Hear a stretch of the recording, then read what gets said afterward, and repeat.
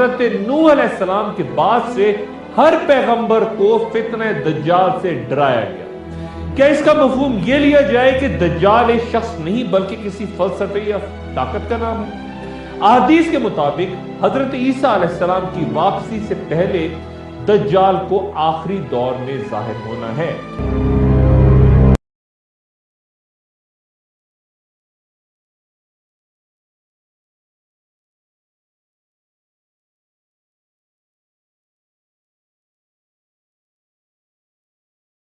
عام سوال یہی کہ کیا وہ بطور ایک انسان کہیں موجود ہے جو اس سے پہلے بھی ظاہر ہوتا رہا، جیسا کہ حضرت موسیٰ علیہ السلام کے دور کا بیان ہوتا ہے، اور آخر الزمان میں ایک بار پھر بڑی حیثیت میں ظاہر ہوگا؟ اس کو اور ابلیس کا کیا تعلق ہے؟ اور اگر وہ حضرت نوح علیہ السلام کے دور سے موجود ہے تو کیا واقع اجل یعنی حضرت موسیٰ علیہ السلام کے دور کے علاوہ بھی کہیں اور ظاہر ہوا، کسی اور دور میں؟ یا علماء کو کسی اور واقعے کے دوران دجال کی موجودگی کا شک بھی ہوا؟ یہ عجب معاملہ ہے کہ نہیں کہ تاریخ صرف 2 بار، تمام مذاہب کی تاریخ صرف 2 بار دجال کی موجودگی کا سراغ ہوا، ایک حضرت موسیٰ علیہ السلام کے دور میں اور دوسرا واقعہ رسول اللہ صلی اللہ علیہ وآلہ وسلم کے دور میں تمیم داری کی حدیث میں ملتا ہے۔ تمیم داری ایک عیسائی تھے جنہوں نے مدینہ میں اسلام قبول کیا۔ وہ رسول اللہ صلی اللہ علیہ وآلہ وسلم کے پاس آئے اور انہوں نے دجال سے متعلق جو کچھ دیکھا تھا وہ بیان کر دیا، لیکن یہ واضح نہیں کہ وہ ایک خواب تھا، یہ جو کچھ انہوں نے دیکھا وہ ہوش و حواس میں تھا اور کوئی جیتی جاگتی مخلوق تھی جو ان کے سامنے آئی۔ رسول اللہ صلی اللہ علیہ وآلہ وسلم نے لوگوں سے کہا کہ وہ نماز کے بعد سنیں کہ حضرت تمیم داری نے کیا دیکھا۔ جب تمیم داری رضی اللہ تعالیٰ عنہ نے اپنا تجربہ بیان کیا تو رسول اللہ صلی اللہ علیہ وآلہ وسلم نے فرمایا کہ یہ اس کی تصدیق کرتا ہے جو میں نے تم سے کہا تھا۔ حدیث حضرت عامر بن شراجیل کے حوالے سے حضرت فاطمہ بنت قیس رضی اللہ تعالیٰ عنہ سے روایت ہے، اور وہ کہتی ہے کہ رسول اللہ صلی اللہ علیہ وآلہ وسلم نے فرمایا کہ اللہ کی قسم میں نے تم لوگوں کو کسی رغبت دلانے یا ڈرانے کے لیے جمع نہیں کیا بلکہ تمہیں اس لیے بلایا ہے کہ تمہیں تمیم داری کا بیان کردہ واقعہ سناؤں۔ تمیم داری نے مجھے بتایا کہ وہ قبیلہ بنو لخم اور قبیلہ بنو حزام کے 30 لوگوں کے ہمراہ بحری جہاز میں محو سفر تھے کہ پانی کی بھبری موجوں نے ان کے جہاز کو رستے سے بھٹکا دیا۔ وہ 1 ماہ تک سمندر میں بھٹکنے کے بعد ایک جزیرے کے قریب جانے کے اور غروب آفتاب کے وقت جہاز کو جزیرے کے قریب لے گئے۔ پھر چھوٹی کشتی میں بیٹھ کے وہ جزیرے تک پہنچے اور اس میں داخل ہو گئے۔ وہاں انہیں ایک گھنے اور موٹے بالوں والا جانور دکھائی دیا۔ بالوں کی کثرت کے باعث پتہ نہ چلتا تھا کہ اس کی اگلی جانب کون سی ہے اور پچھلی جانب کون سی۔ انہوں نے تعجب سے کہا کہ تیرا ستیہ ناس ہو، تو کیا چیز ہے؟ تو جواب دیا اس مخلوق نے، جساسہ۔ انہوں نے پوچھا کہ جساسہ کیا؟ تو اس نے کہا کہ تم اس شخص کے پاس جاؤ جو الگ تھلگ رہتا ہے، وہ تمہارے بارے میں جاننے کا بہت خواہش مند ہے۔ اس جساسہ نے جب اپنا نام بتایا تو ہمیں اندیشہ ہوا کہ کہیں یہ کوئی شیطانی تو نہیں۔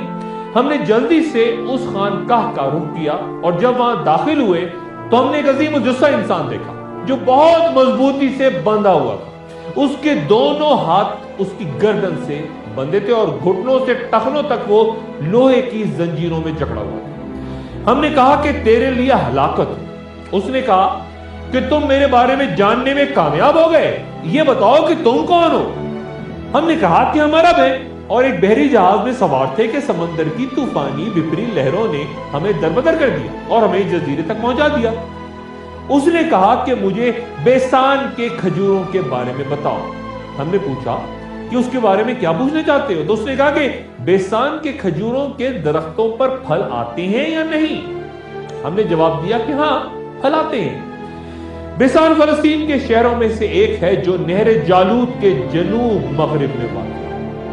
پھر اس نے پوچھا کہ مجھے جھیل تبریہ کے بارے میں بتاؤ کہ کیا اس میں پانی موجود ہے اور کتنا پانی ہے؟ تو ہم نے کہا کہ بہت پانی ہے۔ تو پھر اس نے کہا کہ عنقریب پانی ختم ہو جائے گا۔ پھر اس نے کہا کہ مجھے زخر چشمے کے بارے میں بتاؤ، کیا وہاں کے باشندے اس کے پانی سے کاشتکاری کرتے ہیں؟ ہم نے کہا ہاں کرتے ہیں۔ پھر اس نے کہا کہ امی پیغمبر کا کیا حال ہے؟ ہم نے کہا کہ وہ مکہ سے ہجرت کر چکے اور مدینہ منورہ میں مقیم ہیں۔ اس نے پوچھا کیا عربوں سے ان کی جنگ ہو چکی؟ ہم نے کہا ہاں ہو چکی۔ اس نے کہا نتیجہ کیا رہا؟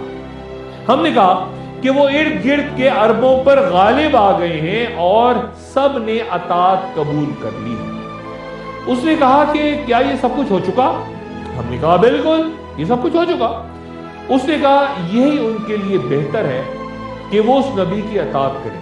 اب میں تمہیں اپنے بارے میں بتاتا ہوں، میں مسیح دجال ہوں، ان قریب مجھے خروج کا حکم ملے گا، میں نکلوں گا اور ساری دنیا کے ہر شہر کا چکر 40 روز میں لگا لوں گا سوائے مکہ اور مدینہ کے، کیونکہ یہ 2 شہر مجھ پہ حرام کر دیے گئے۔ ان میں سے کسی شہر میں اگر میں داخلے کی کوشش کروں گا تو میرا سامنا ایک فرشتے سے ہوگا جو تلوار لیے میرے سامنے کھڑا ہوگا، وہ مجھے ان شہروں میں جانے سے روک دے گا۔ یعنی مکہ اور مدینہ کے تمام رستوں اور شاہراہوں پر بھی فرشتے متعین ہوں گے جو اس کی حفاظت کریں گے۔ حضرت فاطمہ بنت قیس رضی اللہ تعالیٰ عنہ فرماتی ہیں کہ پھر رسول اللہ صلی اللہ علیہ وآلہ وسلم نے اپنا عصا زمین پہ مارا اور فرمایا کہ مجھے تمیم داری کی بات اچھی لگی کیونکہ وہ میرے بیان کے مطابق تھی، اور پھر آپ صلی اللہ علیہ وآلہ وسلم نے فرمایا کہ خبردار رہو، وہ یعنی دجال شام کے سمندر یعنی بحر متوسط یا یمن کے سمندر یعنی بحر عرب میں ہے، لیکن نہیں، وہ مشرق میں ہے۔ اور پھر آپ صلی اللہ علیہ وآلہ وسلم نے مشرق کی جانب اشارہ فرمایا، اور حضرت فاطمہ بنت قیس رضی اللہ تعالیٰ عنہ فرماتی ہیں کہ میں نے یہ حدیث ذہن میں محفوظ کر لی۔ تو کیا دجال کسی ایسے جزیرے میں ہے جو کہ مدینہ منورہ کے مشرق میں، یا پھر ان سمندروں میں جو کہ مختلف جگہوں پہ بیان کیے جاتے ہیں؟ اور کیا وہ جزیرہ جس کا ذکر ہوا یہ بھی کہیں ان سمندروں میں؟ دجال کا فتنہ عظیم ترین فتنہ بیان ہوتا ہے، لیکن وہ کہاں ہے، کب سے ہے، اور اس کا ظہور کس مقام پر کس وقت ہوگا، اس بارے میں قرآن شریف میں ذکر ہے، خصوصاً تب جبکہ اہم ترین مذاہب میں آخر الزماں کے حوالے سے اس کا اہم ترین کردار ان کے بیشتر علماء دجال ہی بیان کرتے ہیں۔ کیا حکمت ہے ہم نہیں جانتے۔ رسول اللہ صلی اللہ علیہ وآلہ وسلم کو اپنی امت کے بارے میں اس فتنے کا بہت خوف تھا۔ تمام انبیاء سابقین نے بھی اپنی امتوں کو حضرت نوح علیہ السلام کے بعد سے لے کے اس فتنے سے ڈرایا تھا، اور نبی صلی اللہ علیہ وآلہ وسلم نے ہر نماز کے آخر میں فتنہ دجال سے پناہ مانگنے کا حکم دیا۔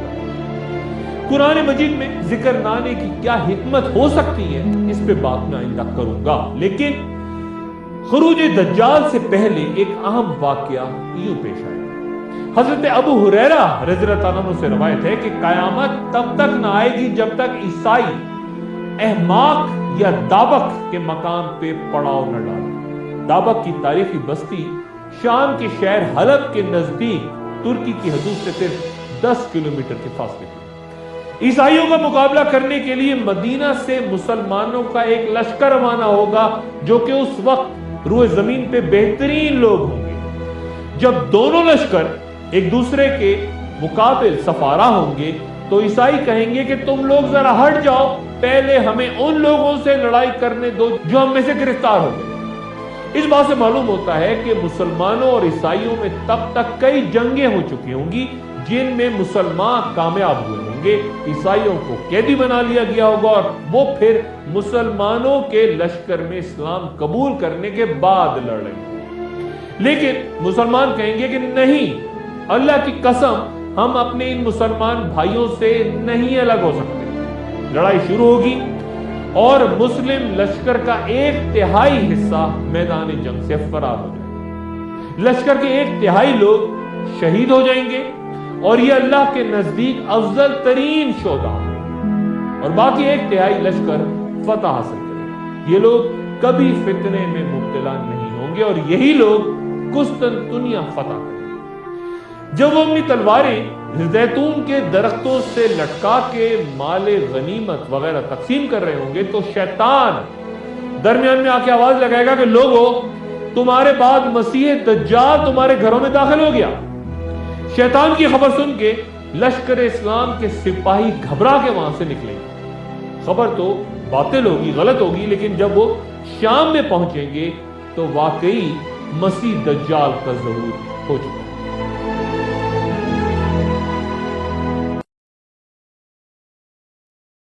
امامہ باہلی رضی اللہ تعالیٰ عنہ سے روایت ہے کہ خروج دجال سے پہلے 3 سال بہت سختی اور شدت کی ہوئی۔ لوگ ان سالوں میں خوراک کی شدید قلت کے شکار ہوں گے۔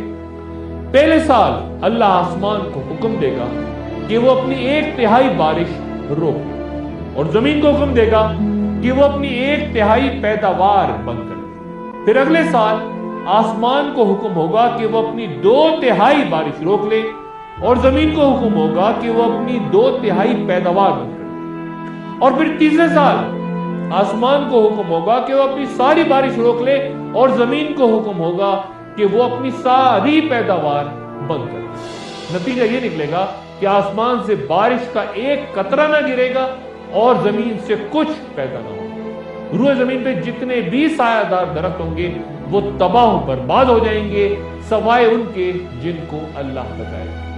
لوگوں نے سوال کیا کہ یا رسول اللہ، پھر لوگوں کا ذریعہ معاش کیا ہوگا؟ تو آپ صلی اللہ علیہ وآلہ وسلم نے فرمایا کہ وہ لا الہ الا اللہ، اللہ اکبر اور الحمدللہ کثرت سے پڑھیں گے، یہی ان کے لیے خوراک کا کام کرے گا۔ یہ دجال کے ظہور سے پہلے ہوگا، جو کہیں موجود ہے لیکن کہاں ہم نہیں جانتے۔ مدینہ کے مشرق میں کس طرف، یا کسی جزیرے میں، کسی سمندر میں؟ کون سا جزیرہ؟